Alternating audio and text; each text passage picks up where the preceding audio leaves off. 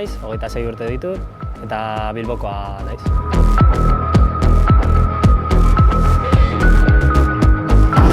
Egiten dudan kirola roller freestyle deitzen da. Da trukoak egitea, skatepark batean, hemen bezala. Daukagu hemen horma bat, rampak, barandillak, trukoak egiteko, patin batzuek hauetakoak bezala.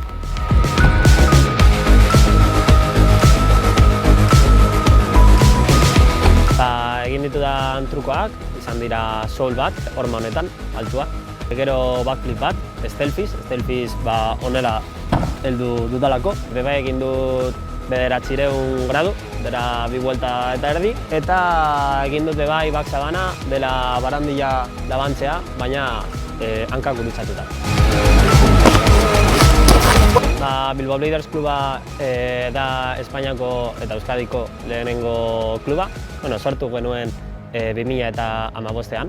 Eta egiten ditugu txapelketak, bebai geratzen gara, patinatzeko, egiten ditugu klaseak, entrenamenduak, badaukagu talde bat oso potentea Espainiako arloan eta bebai munduan, familia bat gara, azkenean.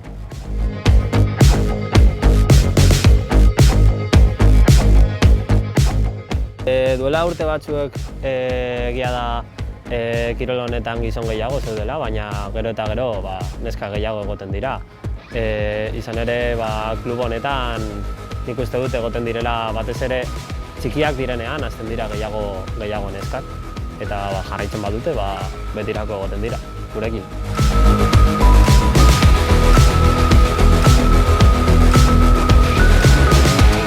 Skatepark egin zen 2 urte egoten behin eta berriro hitz egiten udalarekin, eta azken finean lortu genuen skatepark bat roller freestyle egiteko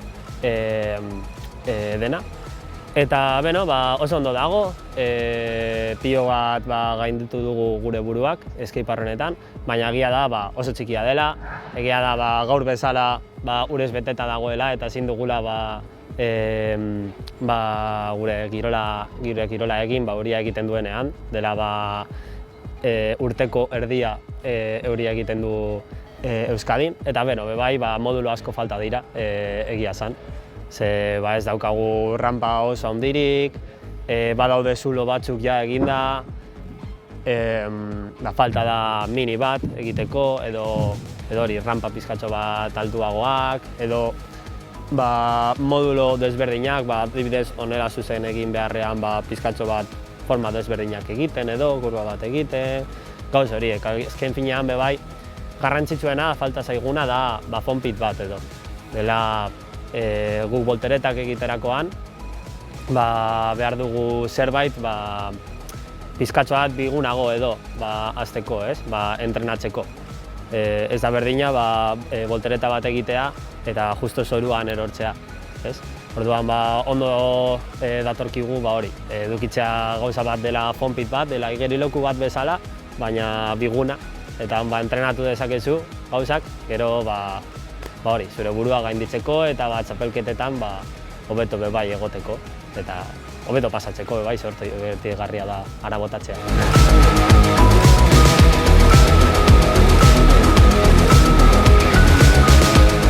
Egia da egon zela boom bat, edo 2000 edo urteetan, eta jende asko hasi zen patinatzen. Eta batez ere patinatzen zen lagunen artean, osatzen ziren deitu alduguna crew bezala, jendea skateparkeko edo herriko jendea osatzen zen, elkarten bezala egiten zen, baina ez zen oso ofiziala. Eta gero joan zen pizkatxo bat behera, ez zeuden generazio berriak edo.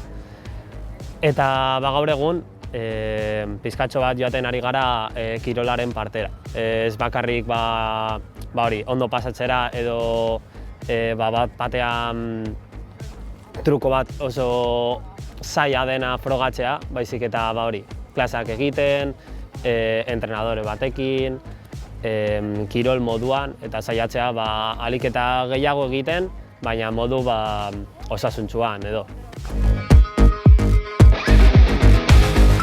Badago patinatzeko, patinatzaile mota desberdinak, badago jendea nahiago duela barandiletan egotea, ez? Eta jende hau batzuetan nahiago du kalera joatea, ze kaleran edukitzen duzuna ez duzu askotan skateparketan edukitzen, orduan saiatzen dira beste lekuetara joaten.